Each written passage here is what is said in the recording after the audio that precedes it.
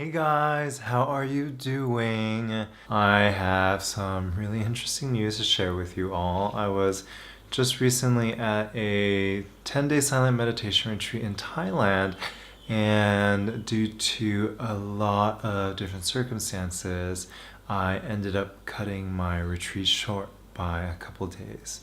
So on day 7 of the silent meditation retreat, I ended up leaving.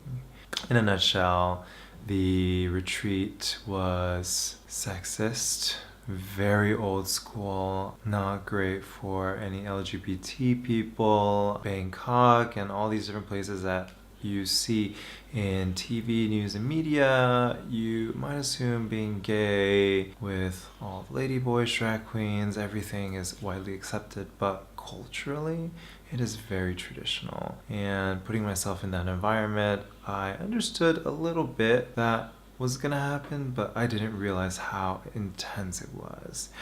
And regardless of all that, I had tried to stick it through and continue, but what really broke the camel's back was when I experienced a lot of the stuff that I didn't expect from the meditators. So the silent meditation retreat is extremely strict. If they see anyone whispering, if you're not following exact detail by detail of every agenda and everything, and that includes not following the agenda. If you're just wanting to chill in your room at home, they just start telling all these reports and then kick people out left and right. And my friend who had been on this retreat with me as well, that I had met right before the retreat, was not doing so well. She had been having digestive issues because she wasn't able to eat the food. And as she was taking a look at options on how to remedy herself,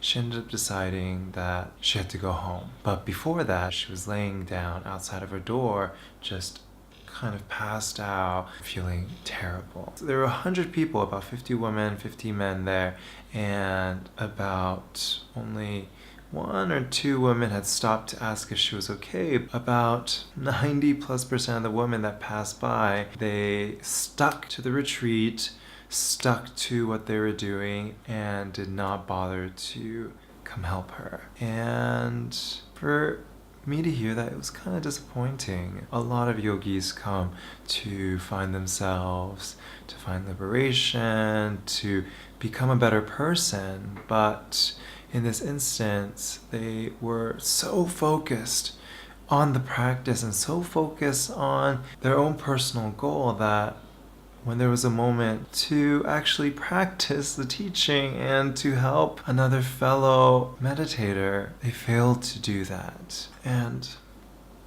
that was so disappointing to hear. So after she had been feeling really ill, she came to the dining hall area where the main office is. And I was just happening to do one of my shifts. I was cleaning up. I was talking to her about options and comforting her, and she was really, sad, a little bit emotional. Now, lo and behold, the main volunteer coordinator, who comes within an eye shot, sees me comforting her. The first reaction that comes out of his mouth is, "Not your place, not your place," and shoos me away. And at that moment, I didn't know what to think. I said, okay, if you know what to do, by all means. And so I stepped aside, gave them some privacy, and walked away. And as I was walking away, something just really didn't feel right. I walked a few minutes and I saw a beautiful glowing firefly in front of me, and in my entire duration there, in the scorching heat of Thailand where all the bugs were just feasting on my flesh, I have never ever seen a firefly. Just something about it sparked something in me, and so I turned around, went straight back to the dining hall, and I pulled the main coordinator aside and said, "I would just really like you to explain what you meant by this is not my place, because I feel that it is my place to be here with my friend, to be helping her through this." And he starts going off on a spiel about how I should have just directed her somewhere to get help and then continued on with my practice. It was kind of a shock to him to see an experienced meditator as myself to be breaking the rules like this. And I said, I'm sorry. I am really having trouble understanding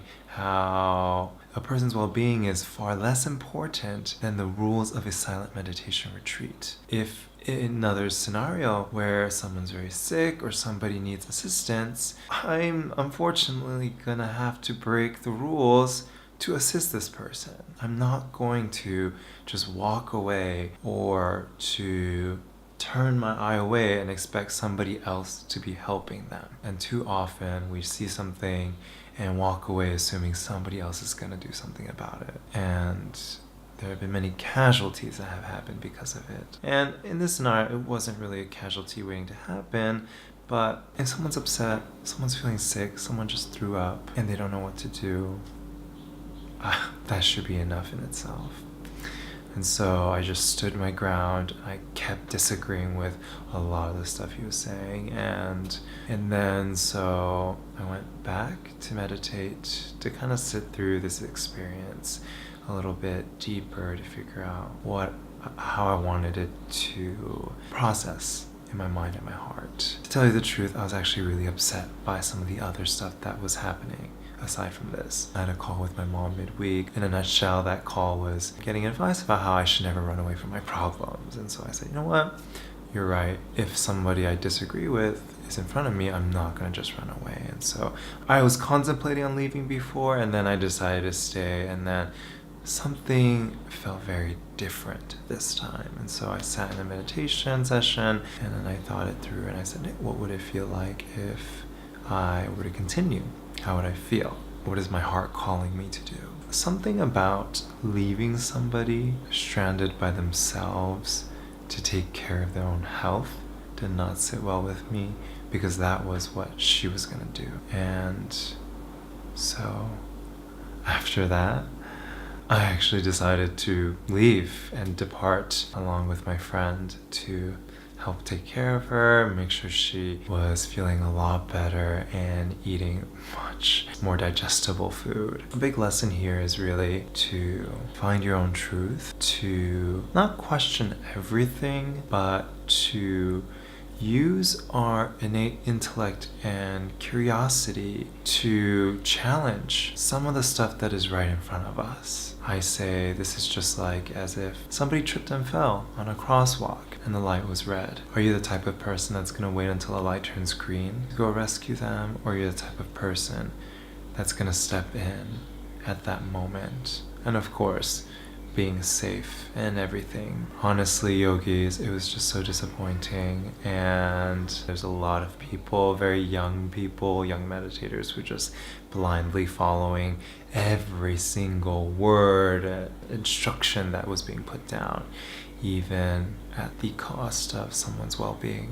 And so the video this week is just to remind everyone that rules are not always set in stone, and to use your best judgment when the time comes, because a matter of moments can make the difference between great memory, a bad memory, and life and death. And so I hope everyone is doing so well. I love you all so very much. And I'll talk to you later. Bye.